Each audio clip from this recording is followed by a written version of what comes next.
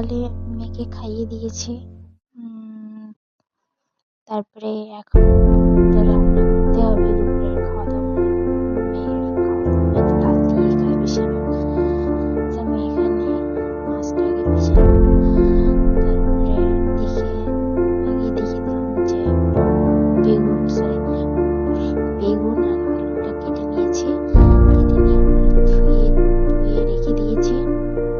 আগে তো মাছটা ভাজতে হবে, কারণ রান্না করবো মাছের মাথা দিয়ে বেগুন আর আলুর শাক। কিরকম হয় সবাই দেখো। রান্না অত ভালো করতে পারি না, চেষ্টা করি আর কি।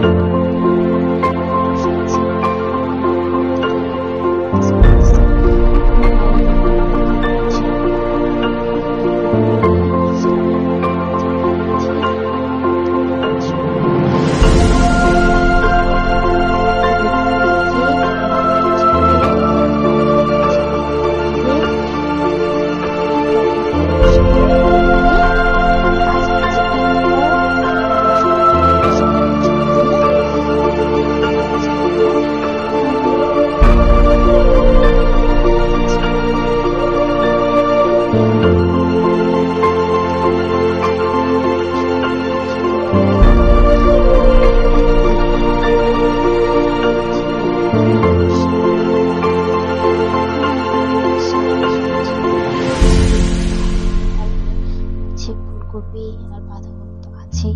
তোমার বাঁধাকপি ভালো লাগে না খেতে, ফুলকপিটাও ভালো লাগে না।